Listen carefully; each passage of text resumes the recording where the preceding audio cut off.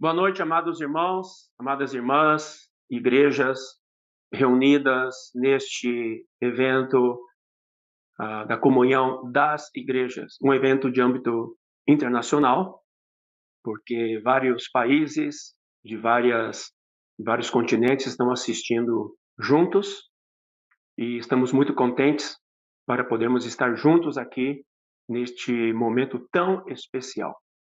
E tenho certeza, irmãos, que nós todos seremos grandemente abençoados pelo falar do Senhor, por essa comunhão que ocorre em vários polos presencialmente, também virtualmente. Muitas igrejas estão assistindo, até mesmo muitas famílias. E nós louvamos ao Senhor por essa oportunidade de estarmos juntos. Vamos primeiramente orar. Amém?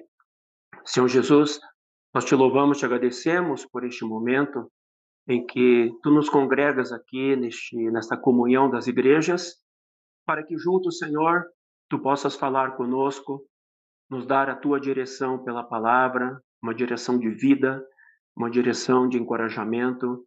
Senhor Jesus, nós agradecemos a ti, porque tu és aquele que prepara todas as coisas, muito mais além do que pedimos ou pensamos.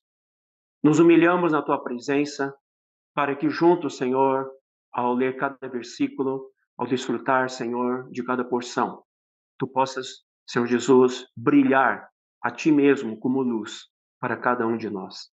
Fala conosco, abençoa cada momento nessas 4 reuniões que haverá, Senhor Jesus, e também as reuniões que ocorrerão nos polos, nas igrejas, simultaneamente no período da tarde e da manhã. Senhor Jesus, nós te agradecemos e te louvamos, e que tua graça abundante se derrame sobre nós, a tua glória apareça para cada um de nós. Precisamos de ti, Senhor. Em nome de Jesus. Amém. Amados irmãos, o tema dessa comunhão das igrejas, como vocês já viram, é de volta ao princípio para avançar. Eu creio que muitos de vocês, quando leram este tema, devem ter parado para refletir um pouco o que isso significa para nós hoje. O que isso significa para você, como irmão, como irmã, como indivíduo, e o que significa isso para a igreja, como o corpo de Cristo, no sentido corporativo. Nós gostaríamos que nessas 4 comunhões que haverá às noites de sábado, domingo e segunda e terça pela manhã, que vão ser liberados pelos 4 irmãos aqui, além das comunhões que haverá nos polos, né? E também nas igrejas, o Senhor possa, de fato, falar com cada um de nós. E vamos aproveitar esse momento, meus irmãos, irmãs, de avaliar, refletir, considerar a nossa condição pessoal, nossa condição familiar, nossa condição também na igreja. Porque sabemos, irmãos, que nós temos a nossa vida privada, nossa vida pessoal e também nossa vida corporativa, que é a igreja. São como 2 asas de um avião. Para que possamos chegar no alvo, precisamos equilibrar essas 2 asas. Temos que ter a nossa vida privada na presença do Senhor, intensa, forte, ativa, como também temos que ter a nossa vida coletiva na igreja, intensa, forte e ativa. Quando essas 2 asas estão equilibradas, podemos dizer que chegaremos ao destino. Na verdade, irmãos, a vida corporativa, ela é resultado da vida privada, da vida pessoal. Posso dizer que as reuniões da igreja nada mais são que a colheita de tudo aquilo que a gente desfruta, a gente experimenta no nosso dia a dia. Amém? Então, nessa comunhão, de volta ao princípio para avançar, iremos enfocar nesses 2 aspectos. Eu creio que nas 4 mensagens, todas abordarão tanto o aspecto pessoal quanto o aspecto corporativo. Lembrando que os dois sempre caminham juntos. Amém? E nesse momento tão crucial que antecede a volta do Senhor, tão importante que antecede o retorno do Senhor, com sinais tão claros que estamos vendo globalmente, em todas as áreas, política, econômica, climática, social, nós temos que, de fato, nos despertar e considerar a nossa condição para que vejamos se os princípios que aprendemos e desfrutamos e temos ganho ao longo dos anos de nossa vida cristã estão ajustados, estão firmes, estão sólidos. Podemos dizer que esses princípios são como os pilares de uma casa. Os princípios são como as colunas que sustentam uma casa, uma edificação. E nós sabemos que em toda edificação e em toda construção sempre tem um ponto de partida. Um ponto de partida. E esse ponto de partida, espiritualmente falando para nós, que pertencemos à nova aliança, nós que pertencemos a Cristo e estamos em Cristo, qual é o nosso ponto de partida? O nosso ponto de partida é a cruz, o tema desta mensagem. Por que o ponto de partida é a cruz? Porque a cruz, ela é uma linha divisória. Ela é exatamente o ponto de mudança entre a velha aliança, a nova aliança, entre a velha criação e a nova criação, entre o primeiro Adão e o último Adão, entre o primeiro homem e o segundo homem. Isso é muito importante nós percebermos para que compreendamos, irmãos, que nós, que hoje estamos aqui, pertencemos a algo novo, à nova aliança, à nova criação, ao novo homem. E tudo isso em Cristo Jesus. Mas onde começa tudo isso? Começa ali na cruz. Eu queria ler alguns versículos primeiramente com vocês. Em 1 Coríntios, capítulo 1, 18, o apóstolo Paulo fala aos coríntios: certamente a palavra da cruz é loucura para os que se perdem, mas para nós que somos salvos, poder de Deus. É muito interessante, irmãos, que Paulo, no primeiro capítulo de Coríntios, ele toca na questão da cruz. Em poucas palavras, ele toca exatamente na chave, na solução para todas as coisas que são descritas em 1 Coríntios, que nós sabemos, uma igreja que estava cheia de problemas, cheia de situações negativas, que não era uma questão de Paulo tentar convencer com o seu conhecimento, tentar convencer com a sua sabedoria, mas Paulo sabia que a única solução para a igreja em Corinto era a palavra da cruz. Daí, no versículo 22 a 24, fala assim: porque tanto os judeus pedem sinais, como os gregos buscam sabedoria, mas nós pregamos a Cristo crucificado.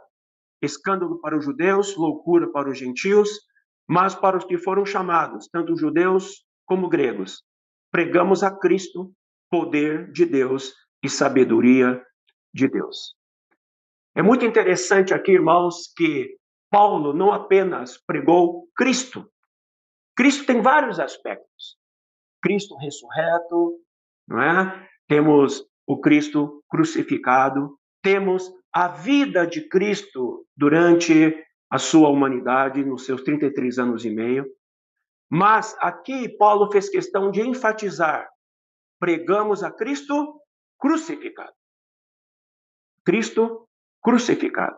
Ele também coloca uma referência em Cristo, na experiência de Cristo, que na verdade muda toda a nossa história e muda a história da humanidade.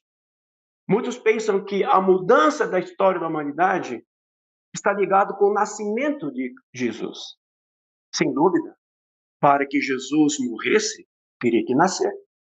Então, o nascimento de Jesus, ele marca, sim, um novo início, mas podemos dizer que, verdadeiramente, a linha divisória que marca uma nova etapa, a nova aliança, o Novo Testamento, ocorre quando Cristo morre na cruz. Esse Jesus, que é o Verbo encarnado, ele morre ali na cruz. Portanto, aqui Paulo quis mostrar para os coríntios a experiência que eles precisam ter, não é do viver de Cristo humanamente falando, mas especificamente aqui, o Cristo crucificado. Daqui a pouco a gente mergulha um pouco mais nisso. Aí em 1 Coríntios 2, de 1 a 5, diz assim: Eu, irmãos, quando fui ter convosco anunciando-vos o testemunho de Deus, não o fiz com ostentação de linguagem ou de sabedoria, porque decidi nada saber entre vós senão a Jesus Cristo e este crucificado. Novamente vemos a menção do apóstolo Paulo da pessoa do Senhor Jesus na referência da cruz.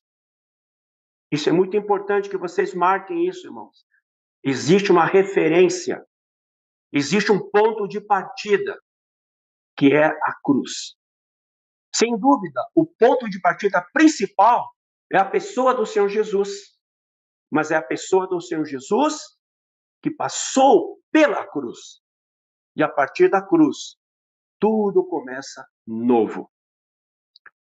Então, Paulo ainda continua. E foi em fraqueza, temor e grande tremor que eu estive entre vós. A minha palavra e a minha pregação não consistiram em linguagem persuasiva de sabedoria, mas em demonstração do Espírito e de poder, para que a vossa fé não se apoiasse em sabedoria humana, e sim no poder de Deus. Vocês sabem quem era Paulo? Paulo era um fariseu dos fariseus, ele se destacava entre os seus contemporâneos, era um jovem muito capaz, a ponto de entregarem os sacerdotes a ele, o sumo sacerdote a ele, a responsabilidade de correr atrás e perseguir a igreja. Então, Paulo, ele era uma pessoa altamente preparada, mas quando ele apareceu ali na igreja em Corinto, percebam que ele fez questão de dizer que ele foi em fraqueza, temor e tremor. Sabe por quê? Porque ele temia que ele, no seu eu, o Paulo, na velha criação, o Paulo, no velho homem, segundo a sua sabedoria e segundo também a sua linguagem persuasiva, pudesse falar mais alto. E isso não iria resolver o problema dos coríntios. O problema dos coríntios, na verdade, tanto no seu âmbito individual, pessoal, como também no seu âmbito corporativo, tinha apenas uma solução: Jesus Cristo e este crucificado.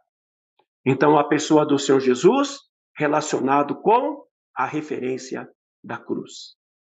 Por isso que também serve para nós todos, irmãos e irmãs, quando nós vamos servir ao Senhor, como vamos fazer qualquer coisa, não vamos confiar na nossa linguagem, sabedoria, na nossa capacidade, mas vamos permitir que a cruz e o Cristo crucificado, na nossa experiência, demonstre o poder de Deus. Porque, de fato, como disse aqui em 1 Coríntios 1,18, a palavra da cruz é o poder de Deus. Versículo 22 e 24. Cristo crucificado é o poder de Deus e a sabedoria de Deus. Então, a cruz, ela tem uma grande importância, porque é dali que sai todo o poder de Deus para nossas vidas, para o nosso viver pessoal, nosso viver corporativo. E Paulo diz ali em Gálatas 6,14, mostrando claramente que, olhando para ele mesmo, ele poderia se gabar por tudo aquilo que ele foi preparado.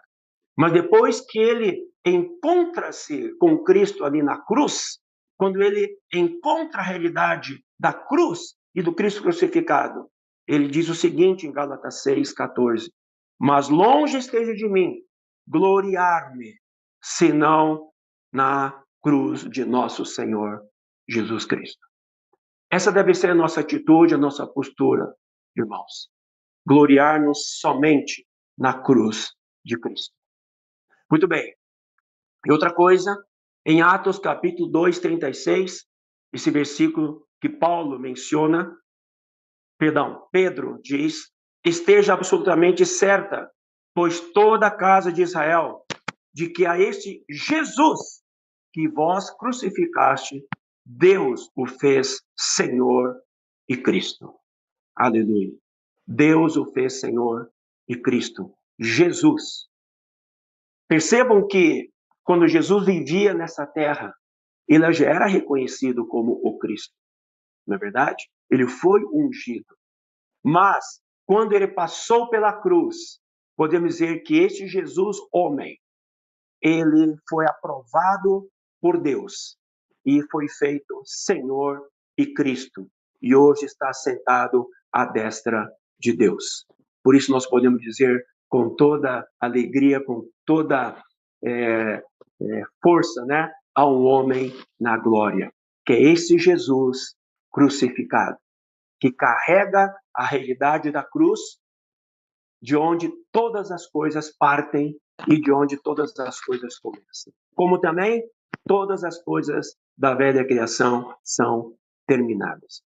Então, vamos ver agora alguns aspectos da cruz, do seu lado de terminação, do seu lado de solução, e depois veremos o que a cruz proporcionou do lado positivo, no sentido da nova criação, da nova aliança.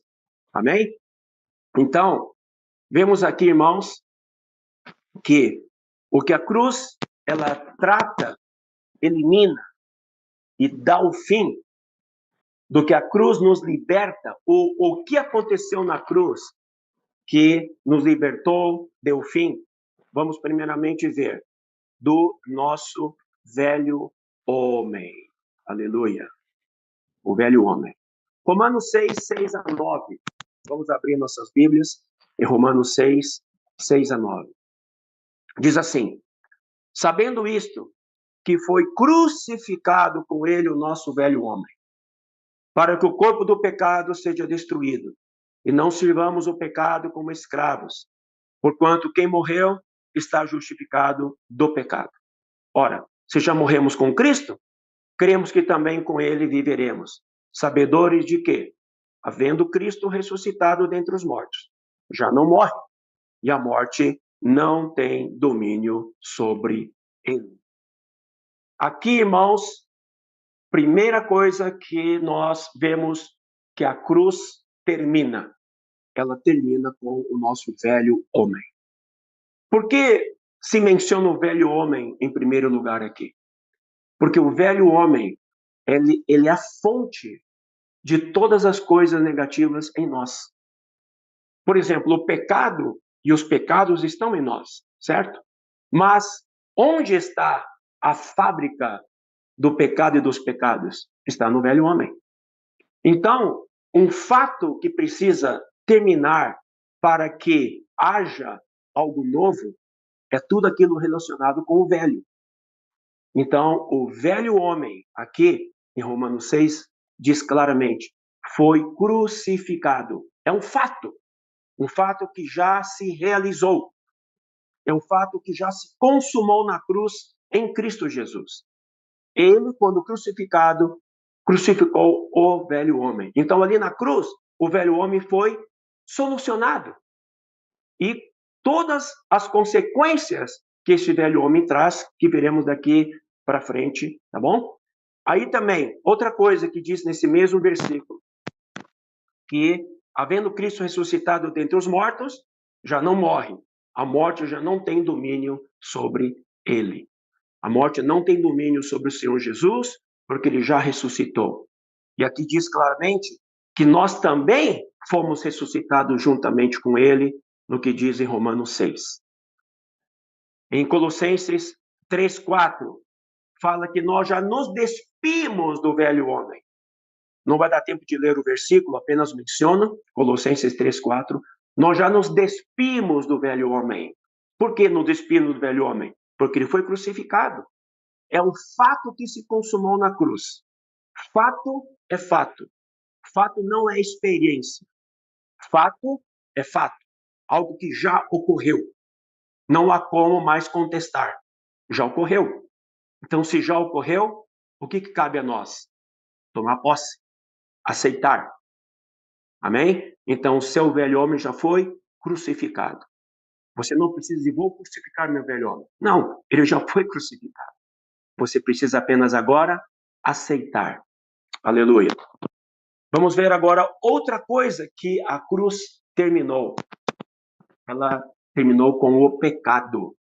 Romanos 6, de 8 a 14 diz: ora, se já morremos com Cristo, cremos que também com ele viveremos.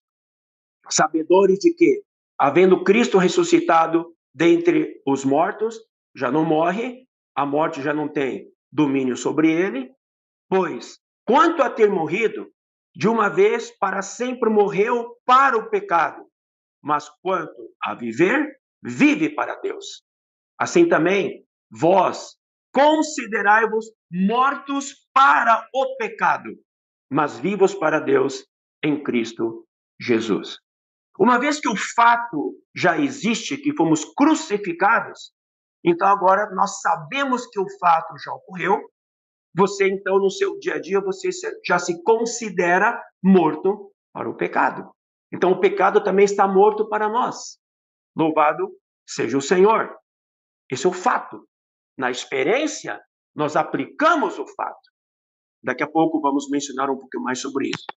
Não reine, portanto, o pecado em vosso corpo mortal, continuando aqui, de maneira que obedeçais suas paixões, nem ofereçais cada um os membros do seu corpo ao pecado, como instrumento de iniquidade, mas oferecei-vos a Deus como ressurretos dentre os mortos, e os vossos membros a Deus como instrumentos de justiça. Porque o pecado não terá domínio sobre vós. Aleluia! Pois não estáis debaixo da lei, e sim da graça. Amém? Bem, vou adiantar aqui. O que a cruz nos traz? Traz a graça. E o que a cruz elimina? Elimina a lei. Ao eliminar a lei, o pecado já não tem mais domínio sobre nós. É o que diz aqui. Porque o pecado não terá domínio sobre vós, pois não estáis debaixo da lei, e sim da graça. Estamos tocando fatos. Eu queria que marcasse isso bem diante de cada um de vocês. Fatos. Fatos que ocorreram na cruz. Continuando, 1 Pedro 2, 21 a 24. Agora fala dos pecados. Dos pecados. Amém? Porquanto para isto mesmo fostes chamados, pois que também Cristo sofreu em vosso lugar, deixando-vos exemplo para seguirdes os seus passos, o qual não cometeu pecado, nem dolo algum se achou em sua boca. Pois ele, quando ultrajado, não revidava com ultraje. Quando maltratado, não fazia ameaças, mas entregava-se àquele que julga retamente. Atenção agora. Carregando ele mesmo em seu corpo, sobre o quê? Sobre o madeiro. Madeiro é uma outra maneira de dizer cruz, certo? Sobre a cruz, os nossos pecados.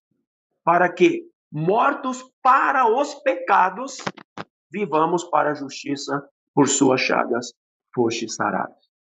Então vejam bem, uma vez que o nosso velho homem foi crucificado, que é a fonte que produz os pecados e também o pecado, ele já está crucificado, já está morto. Então o pecado não tem mais domínio sobre nós e está morto para nós, como também os pecados, que são o quê? São fruto, né? A consequência do pecado, a consequência do velho homem. Tudo isso são fatos mencionados e no tempo verbal do passado. Isso é muito importante, porque na nossa experiência é uma questão de tomar posse dos fatos e depois vamos ver como isso ocorre.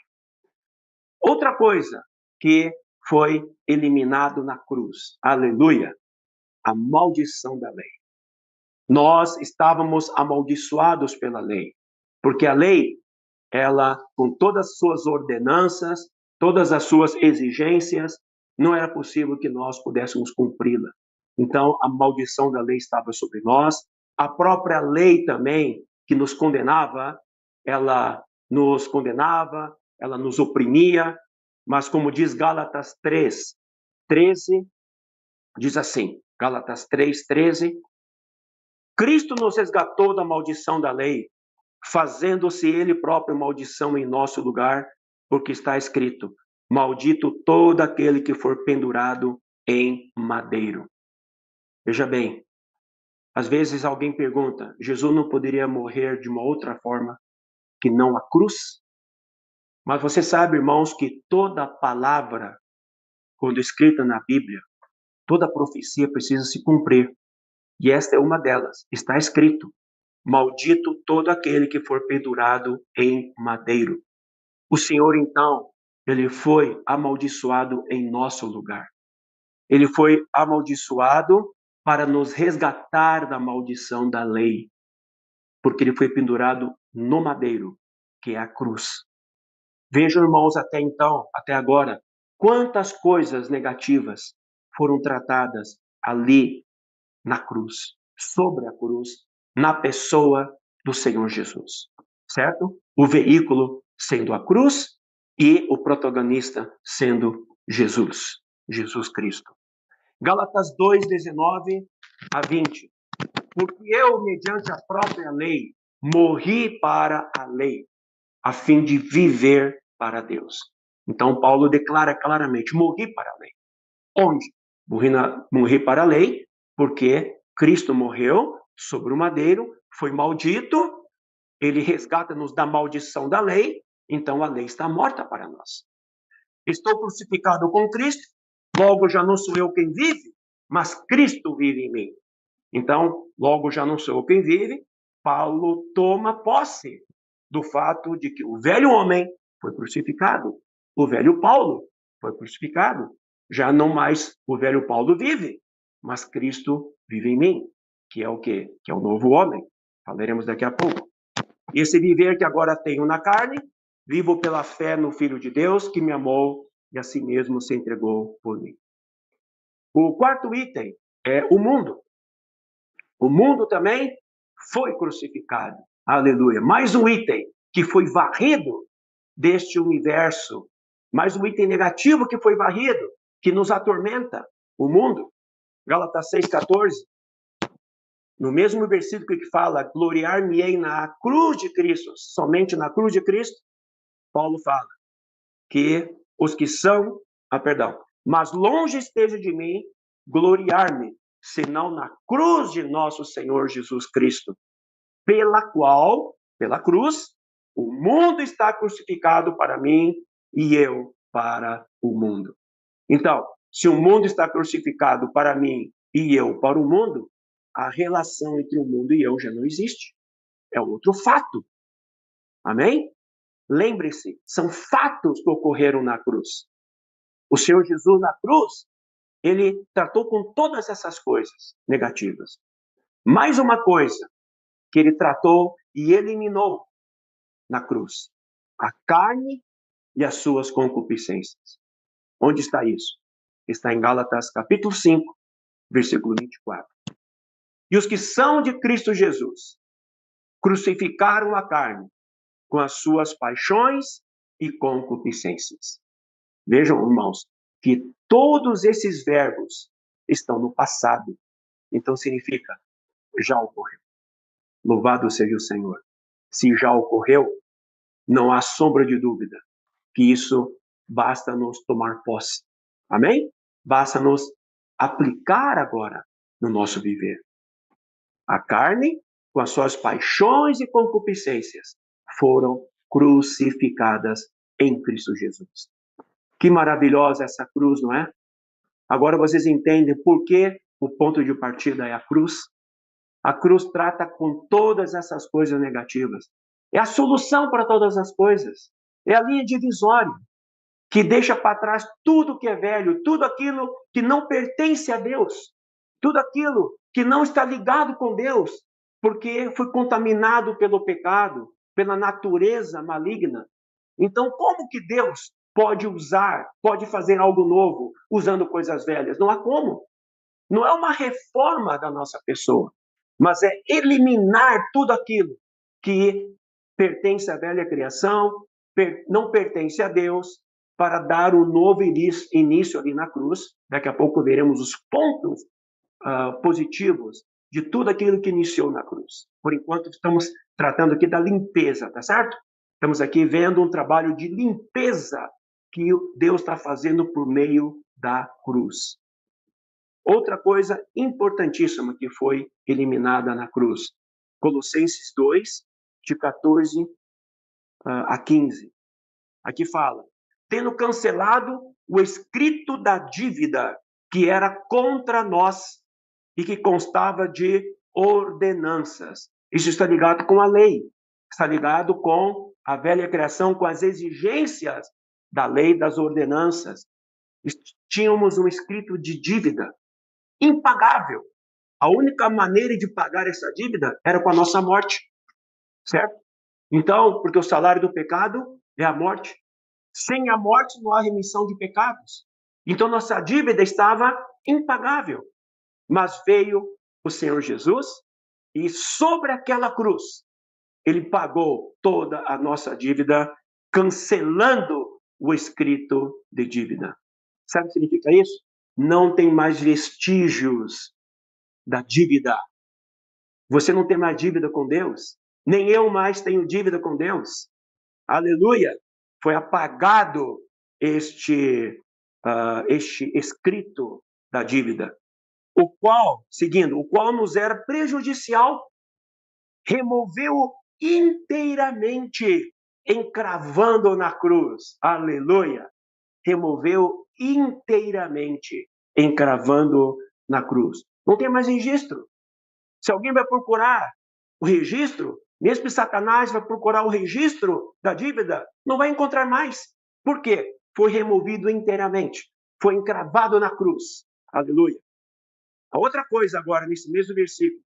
E despojando os principados e as potestades, publicamente os expôs ao desprezo, triunfando deles na cruz. Olha que coisa maravilhosa.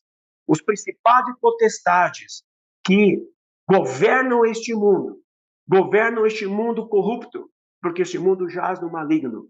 Na cruz, um fato ocorreu. O que ocorreu? O Senhor, ele publicamente os expôs ao desprezo, triunfando deles na cruz. Por isso que em Efésios capítulo 1, se vocês abrirem Efésios 1, vocês vão entender agora por que ali o apóstolo Paulo fala que quando o Senhor Jesus, ele ressuscitou, né? Versículo 20, o qual exerceu ele em Cristo, ressuscitando dentre os mortos e fazendo sentar a sua direita nos lugares celestiais. Olha só o 21. Acima de todo principado e potestade e poder e domínio e de todo nome que se possa referir não só no presente século, mas também no vindouro. Em outras palavras, onde Cristo está? Está sobre todo principado e potestade. Então, ele expôs publicamente ao desprezo todo o principado e potestade, triunfando deles onde? Na cruz. Agora, esse fato, ele se aplica a nós também? Claro! Olha o versículo 22. E pôs todas as coisas debaixo dos pés, e para ser o cabeça sobre todas as coisas, o deu à igreja. Então, se Cristo está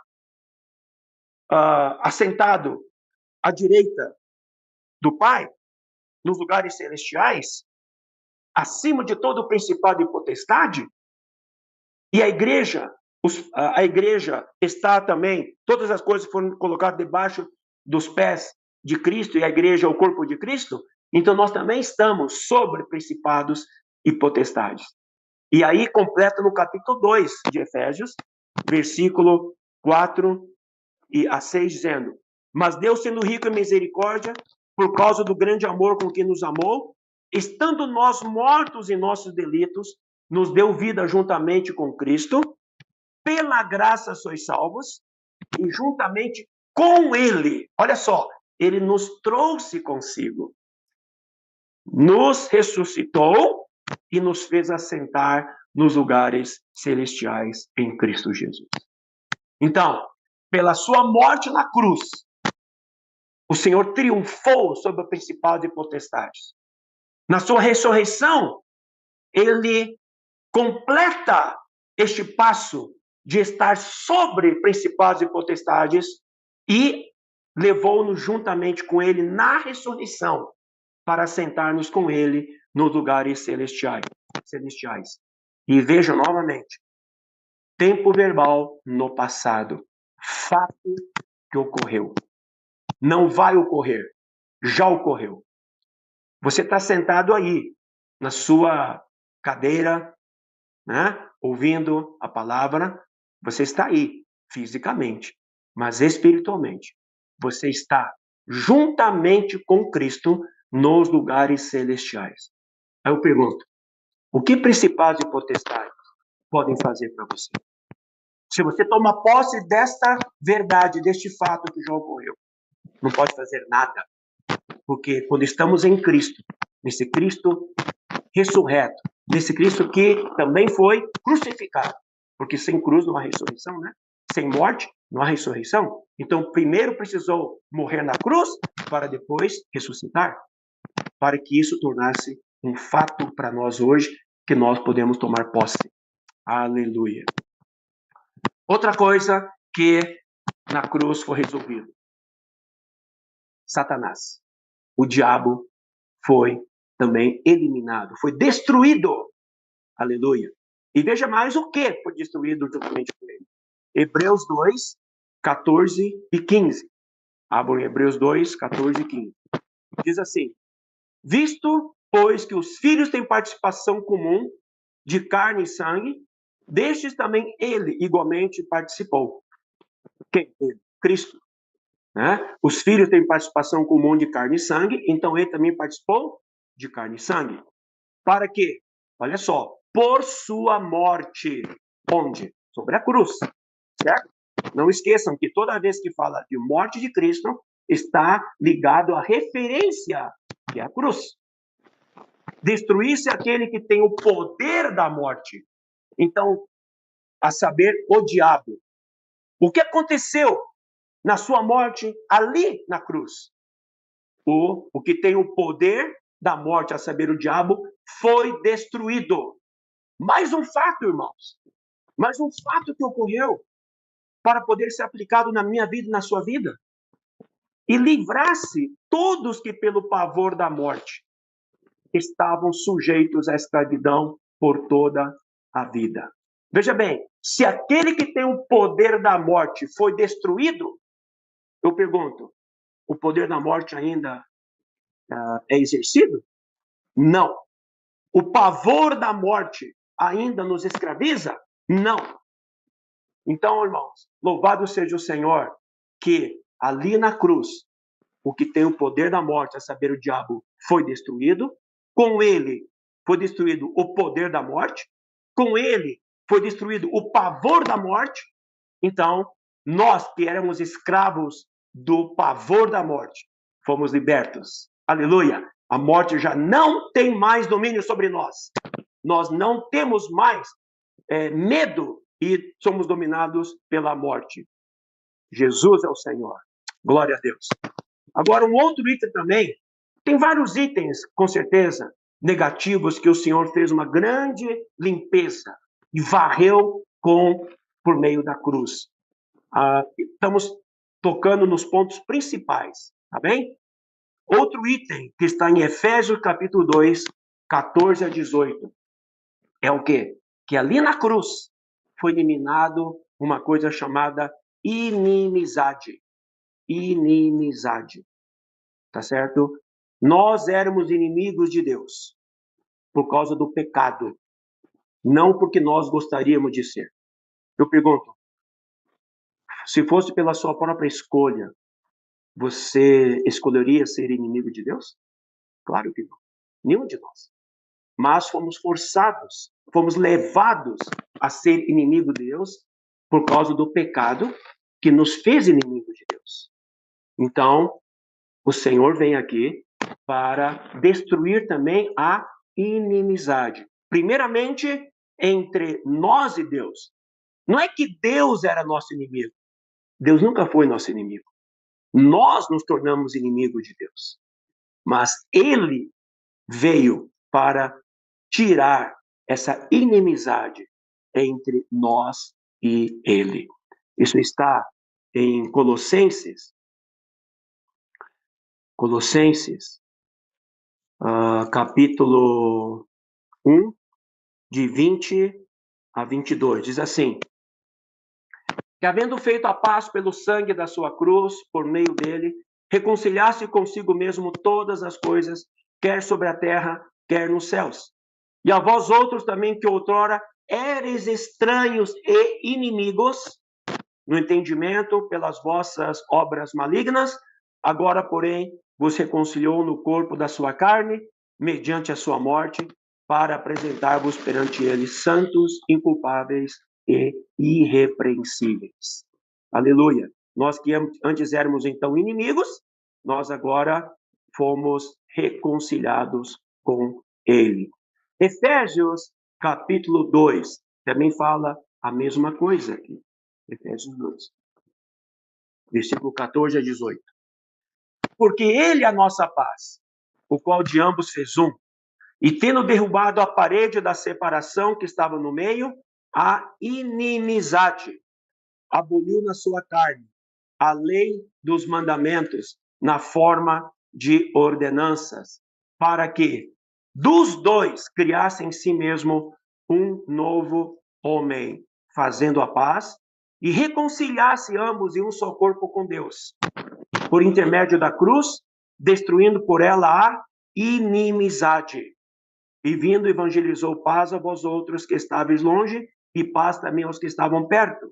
Porque por ele, ambos temos acesso ao Pai em um Espírito. Aqui a ênfase que eu quero dar agora é que a inimizade, uma parede de separação que estava no meio, foi abolido na sua carne. Onde? Sobre a cruz. Quando o Senhor foi partido ali sobre a cruz, na sua carne, esta parede de separação, a inimizade, foi abolida, certo? Foi abolida a lei do mandamento na forma de ordenanças. E aí, no versículo, no finalzinho, fala aqui: fazendo a paz, reconciliar-se ambos em um só corpo com Deus, por intermédio da cruz. Por intermédio da cruz. Destruindo por ela, pela cruz, a inimizade. Então, primeiro, inimizade entre nós e Deus. Segundo, a inimizade que se criou entre as nações. Aqui nesse caso, bem específico, gentios e judeus. Mostrando que a inimizade, que é fruto do quê? Fruto da queda do homem, da velha criação. Tudo ligado com a velha aliança, né? A velha criação, o velho homem. Tudo ali foi eliminado na cruz. Louvado seja o Senhor, por intermédio da cruz e por meio da sua carne, que aboliu essa parede de separação. Louvado seja o Senhor. Agora, vamos ver agora o que a cruz nos proporciona para essa nova aliança. Porque tudo isso do velha criação, velho homem, carne, mundo, pecado, pecados, a morte, Satanás, nossa natureza humana caída, tudo foi eliminado na cruz. Fatos que ocorreram, certo? Por quê? Porque tudo isso tem que ser eliminado para que a nova aliança ela possa ser levada a cabo. E a nova aliança levada a cabo implica muitas outras coisas que vamos ver aqui, não é? Que então precisou ter uma terminação, precisou ter uma finalização, como dizer assim, fechar as portas para o velho, e agora, na cruz, essa linha divisória, esse ponto de partida, abre a porta para o novo. Aleluia. Então, na cruz, se fecha a porta, se enterra, se sepulta, morreu, e agora, na cruz também, tudo nasce em ressurreição, algo novo em Cristo. Aleluia. Então, vamos lá? A cruz proporcionando, então, a nós uma nova aliança. De maneira rápida, tanto em Mateus 26, Marcos 14, Lucas 22 e 1 Coríntios 11, todos nós sabemos, quando o Senhor Jesus, na véspera de ser morto, ele come a última Páscoa e estabelece a mesa do Senhor. Interessante, não é? Que a Páscoa, ele come a última Páscoa, relacionado com a velha aliança, e ele inicia agora a mesa do Senhor, que seria a nova Páscoa, podemos dizer assim, não é? A mesa é a ceia do Senhor, que pertence ao quê? Pertence à nova aliança. Porque ali o Senhor, quando parte o pão e bebe do cálice, come do pão, bebe do cálice, ele fala: comerei de novo no reino de Deus. E onde é o reino de Deus? O reino de Deus surge depois que Cristo morre, ressuscita e produz a igreja. Ali é o reino de Deus. Quando então a mesa do Senhor, a ceia do Senhor é retomada. Tá certo? Louvado seja o Senhor. Então aqui diz: enquanto comiam, tomou Jesus um pão e abençoando o partiu e o deu aos discípulos dizendo: tomai, comei, isto é o meu corpo. A seguir tomou um cálice e tendo dado graças o deu aos discípulos dizendo: bebei dele todos, porque isto é o meu sangue, o sangue da nova aliança, derramado em favor de muitos para a remissão de pecados. Para a velha aliança, também houve derramamento de sangue, e ela foi também estabelecida, foi selada com sangue. Agora, a nova aliança é selada com sangue, derramado onde? Derramado na cruz, correto? Só que o sangue não mais de bodes, de bezerros, de novilhas, mas o sangue do Cordeiro de Deus, o sangue de eficácia eterna. Olha só o que diz aqui em Hebreus 8, 6 a 7. Hebreus 8, 6 a 7. Agora, com efeito, obteve Jesus ministério tanto mais excelente, quanto é ele também mediador de superior aliança, instituída com base em superiores promessas. Porque se aquela primeira aliança tivesse sido sem defeito, de maneira alguma estaria sendo buscado lugar para uma segunda. Então a primeira aliança tinha defeito, não podia resolver o problema da humanidade, muito menos alcançar o objetivo do plano eterno de Deus, do plano que Deus havia originalmente para nós. Então ele mesmo precisou tornar-se, encarnar-se, tornar-se homem, viver nessa terra, morrer ali na cruz, derramar o seu sangue para poder, pelo seu sangue, firmar essa nova aliança conosco. Agora é uma aliança eterna, de eficácia eterna, porque o Senhor que morreu, esse Jesus que morreu, é também o Filho unigênito de Deus, ali na cruz. E uma vez que ressuscitou, já não é mais filho unigênito, mas filho primogênito. Falaremos daqui a pouco aqui.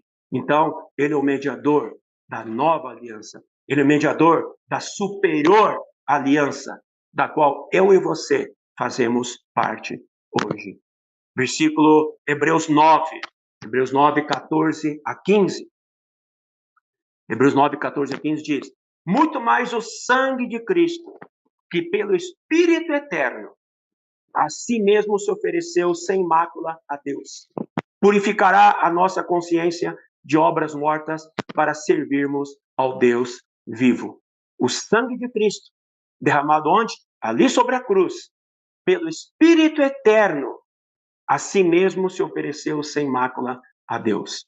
Então, pelo fato de ter oferecido por esse veículo que é o Espírito eterno, por meio do Espírito eterno, essa sua remissão, esse seu derramar de sangue torna-se efetivamente por toda a eternidade, podendo alcançar não só os que estavam ali com ele, mas alcançar a todos aqueles que viessem a crer nele, incluindo você e eu.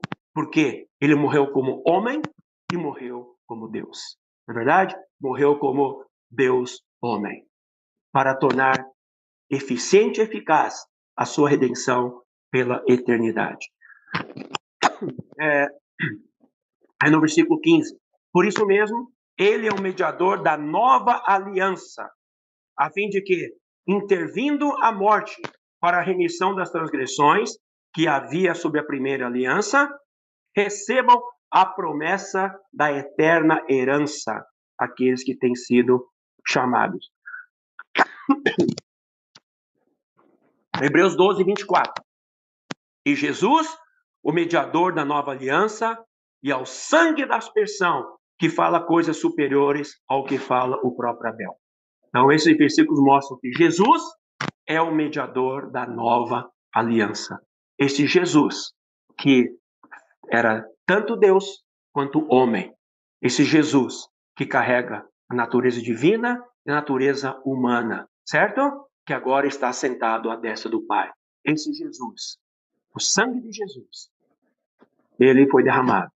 E, com isso, torna-se Jesus o mediador dessa nova aliança. Vamos ver agora para os pontos, então, com respeito ao que de positivo ali na cruz, não é? Como ponto de partida de tudo ocorre.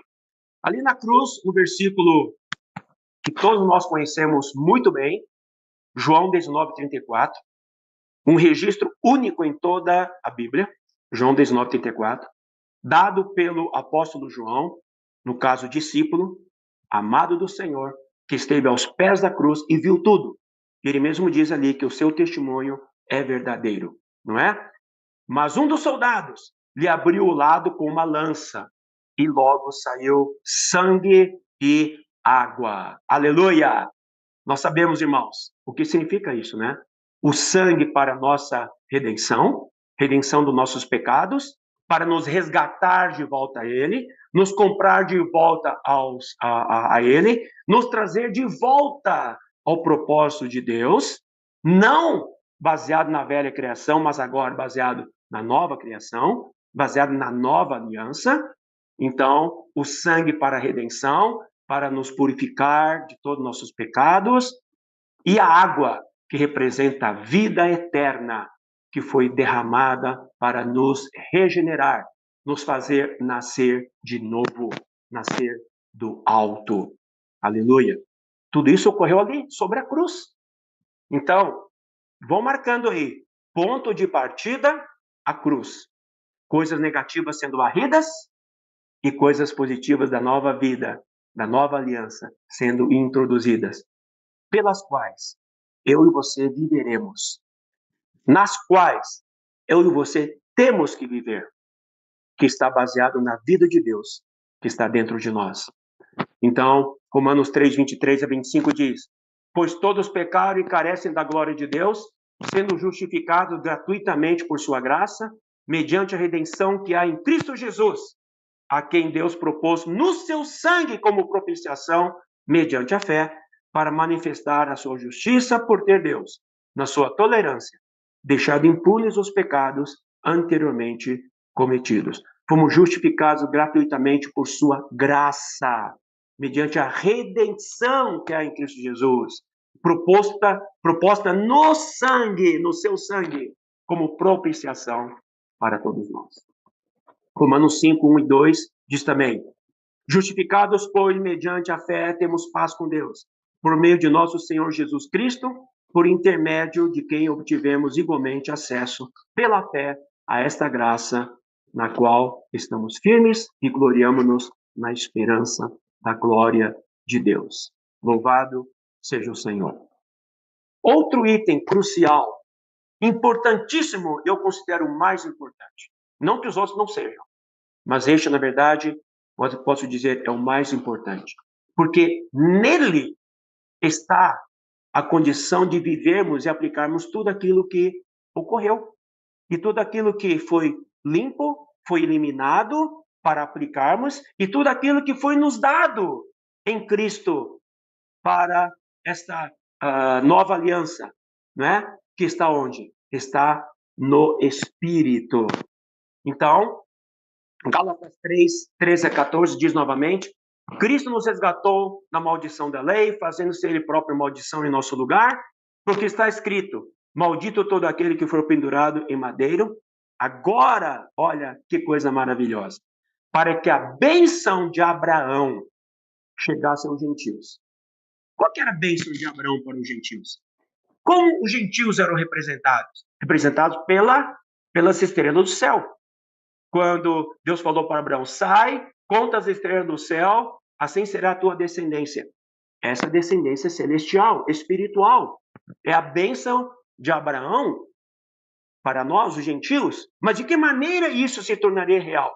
Aqui diz: em Jesus Cristo, a fim de que recebêssemos pela fé o Espírito prometido. Aleluia! Então, irmãos, o que a cruz proporcionou? Pela morte de Cristo, proporcionou que, ao Cristo morrer, se tornasse o Espírito prometido. O Espírito prometido, que uma vez dado a nós, por meio da regeneração, não é verdade? Pela vida de Deus que recebemos, vai nos guiar todos os dias até a volta do Senhor. Nos acompanhará todos os dias, né? Até a volta do Senhor. Então, 1 Coríntios 15, 45, 49, reafirma isso. Pois assim está escrito: o primeiro homem, Adão, foi feito alma vivente. O último Adão, porém, é espírito vivificante. Primeiro Adão, velha criação, certo? Velho homem. O último Adão, Jesus, ali na cruz, ele dá fim à velha criação. E aí, o que ele se torna? Se torna o espírito vivificante. O espírito que dá vida. Louvado seja o Senhor. O Senhor é o Espírito prometido agora. Ele se torna no Espírito prometido, no outro Consolador, no Espírito da verdade. Não é? É o que diz em João 14 sobre isso. Né? Daqui a pouco vou ler. Continuando aqui.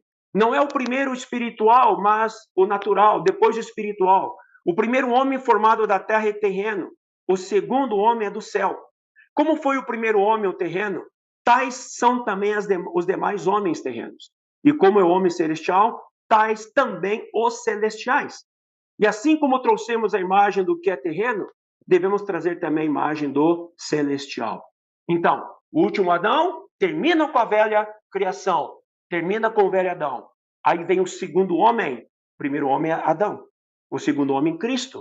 O segundo homem dá início à nova criação, dá início à descendência celestial, aos homens celestiais, aos que têm a imagem do celestial. E quem são estes? Você e eu. Aleluia! Nós temos a imagem do celestial. E nós também somos celestiais, porque Cristo é celestial. E nós, em Cristo, somos também. 2 Coríntios 3,17. Ora, o Senhor é o Espírito. E onde está o Espírito do Senhor, aí há liberdade.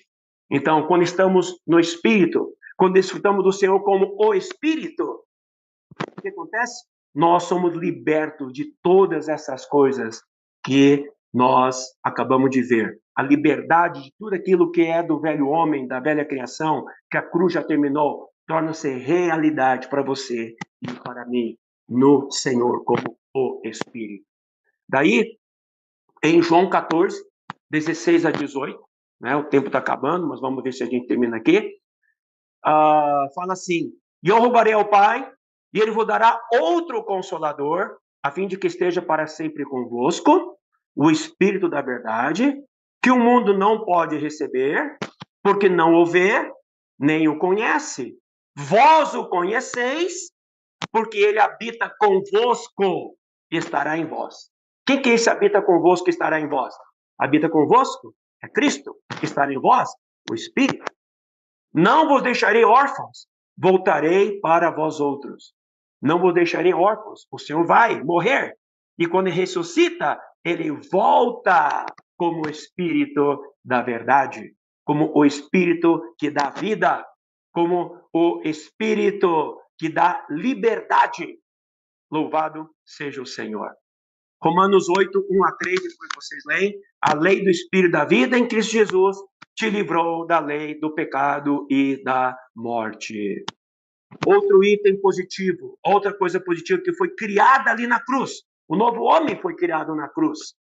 Colossenses, novo homem foi criado na cruz, né? Aqui está em Efésios 2, que nós já havíamos lido.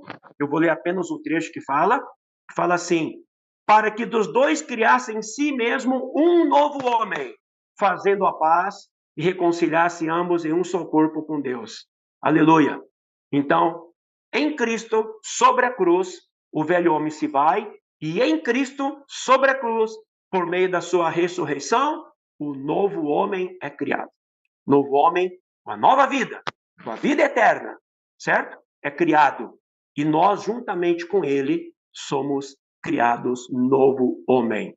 Por isso que em 2 Coríntios 5, versículo 17, diz: se alguém está em Cristo, é nova criação, ou nova criatura. As coisas antigas já passaram, eis que tudo se fez novo. Em Cristo, somos novo homem. Em Cristo, somos nova criação. E nesse versículo que nós lemos, aqui menciona claramente que a paz também é trazida, a reconciliação é trazida. Sobre a cruz, temos paz. Sobre a cruz, ali na cruz, produziu-se a reconciliação. Isso tanto no aspecto nosso com Deus, como também no nosso aspecto coletivo, não é? Paz entre os irmãos, reconciliação entre os irmãos. Isso é possível por meio da cruz. É resultado positivo que a cruz nos trouxe. E agora, para finalizar, aqui temos uma coisa maravilhosa.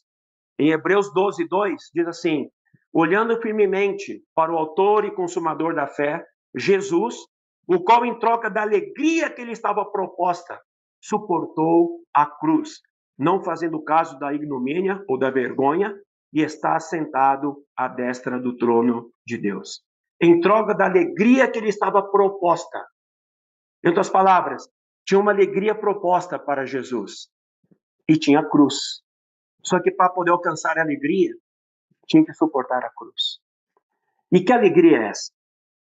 Eu creio que essa alegria está relacionada com o que vou ler agora aqui em Isaías, capítulo 53, de 10 a 11. Veja bem, suportou a cruz em troca da alegria. Que alegria? Vamos ler aqui. Isaías 53, 10 a 11. Todavia ao Senhor agradou moê-lo, fazendo-o enfermar, quando ele der a sua alma como oferta pelo pecado. Isso significa enfrentar a cruz. A cruz era a vontade do Pai. A vontade do Pai era a cruz. Não havia outro substituto. Tinha que ser pela cruz. Quando der ele a sua alma como oferta pelo pecado, verá a sua posteridade. Então, o que ocorreu ali na cruz, irmãos? O velho foi eliminado, tudo que não tem nada a ver com Deus foi eliminado, e aí surge agora a liberação da vida divina, não é? O grão de trigo que caiu na terra produziu agora muitos grãos. A posteridade de Cristo foi gerada. A posteridade, a descendência da nova criação.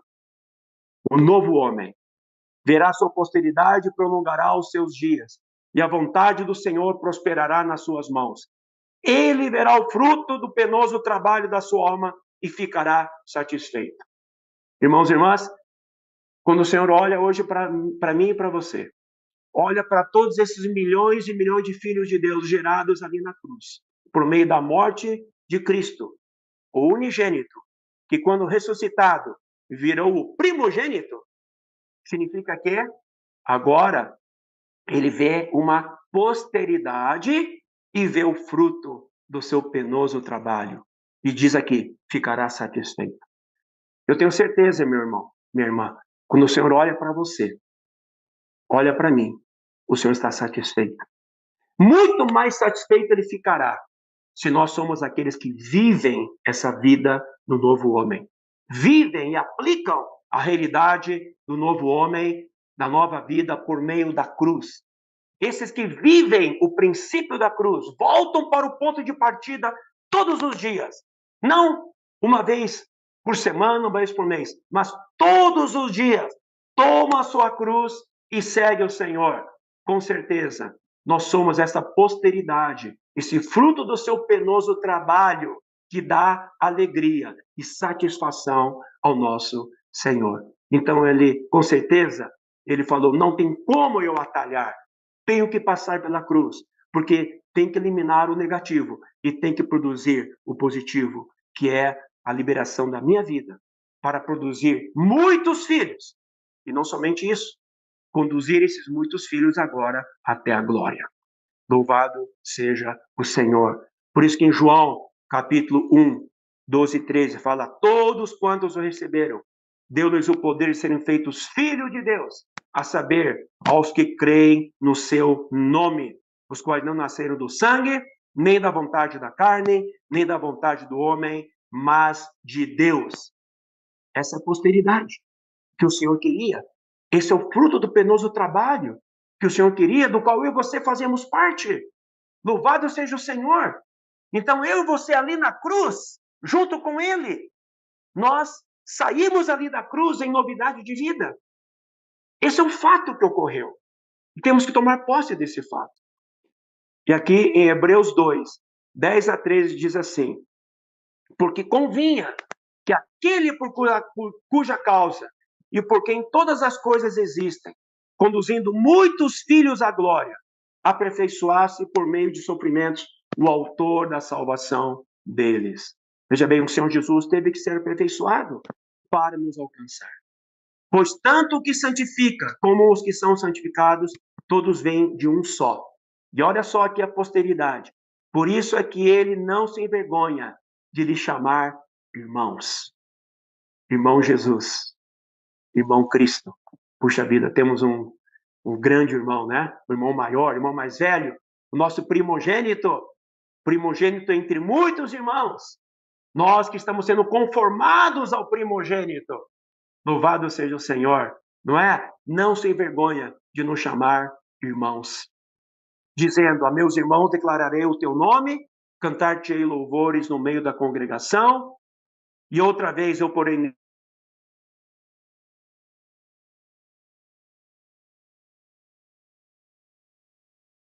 que Deus me deu. Verá a posteridade, verá o fruto do seu penoso trabalho e ficará satisfeito. E nós temos, irmãos, por isso que viver na realidade da cruz, voltar para esse princípio de onde tudo emanou, de onde tudo surgiu e também onde tudo foi resolvido. Não vamos mais reclamar, não vamos mais ficar procurando solução, a solução já está dada. A solução é a cruz. A solução para nós, como novo homem, está também a partir da cruz. Aleluia! Uma porta se fecha para o velho homem e uma porta se abre para o novo homem. Louvado seja o Senhor, a nova criação vem por meio da cruz. Você e eu, como nova criatura, nós somos fruto da cruz. Portanto, é necessário voltarmos sempre ao princípio, para dali nós avançarmos. As outras mensagens que os irmãos trarão também mencionarão vários aspectos do nosso avanço, mas tendo sempre como referência, meus irmãos, a cruz, que é a solução para a sua vida pessoal, familiar, conjugal, na vida da igreja. Se há coisas pendentes ainda, não solucionadas, eu digo uma coisa, irmão. Será que você voltou à referência da cruz? Será que você aplicou a cruz? Por isso que nós, que temos ouvido por muitos anos essas palavras, e agora vamos entender melhor. Se alguém quiser vir após mim, negue-se a si mesmo, tome sua cruz e siga-me. Por que nós temos que tomar a cruz? Ainda por cima, em Lucas fala tomar a cruz dia a dia, não é isso? Lucas 9. Dia a dia, tome a sua cruz. Significa que quando você tem a cruz como referência no seu dia a dia, você sempre vai se lembrar: aqui fui eliminado e aqui eu, como novo homem, fui gerado. Para a vida da igreja, nada do velho homem poderá ser usado, senão só estraga. Para a sua vida conjugal, para a sua vida familiar, nada do velho homem pode ser usado. Então, quando você olha para a cruz, que você toma dia a dia, você se lembra: aqui fui eliminado. Aqui o velho Salomão foi eliminado. E aqui o novo Salomão, ele foi gerado. E esse novo Salomão, na vida de Deus, na nova criação, como nova criatura, é que vai fazer a diferença para o Senhor. Ao vivermos essa vida na nova criação, baseada na nova aliança, na vida eterna que recebemos por meio do Espírito, que é a realidade de todas as coisas em nós hoje, nós vamos dar satisfação ao Senhor como a sua posteridade e o fruto do seu penoso trabalho. Irmãos, o tempo não permite desenvolvermos mais, mas eu creio que com isso nós podemos ver quão benéfico é a cruz para nós, quão maravilhosa é a cruz para nós, tudo que nela aconteceu, tudo que sobre ela ocorreu, na pessoa de Jesus Cristo. Jesus Cristo e este crucificado é o que nós devemos nos agarrar e viver diariamente. Na cruz, toda a solução está aí para as coisas negativas. Na cruz, toda a solução para um viver que cheio de paz, cheio de reconciliação, cheio de luz, cheio de graça, vem também a partir de tudo aquilo que na cruz foi produzido. Louvado seja o Senhor. Que o Senhor abençoe todos nós e vamos avançar, voltando ao princípio, para avançar com força, com solidez, com segurança, porque sabemos que, uma vez bem tomado a referência, bem marcada a referência, o ponto de partida, nunca iremos errar e nunca iremos desagradar o Senhor e, com certeza, iremos cumprir com todo o plano de Deus nas nossas vidas e o propósito que o Senhor tem para cada um de nós. Jesus Cristo é o Senhor. Amém? E até breve.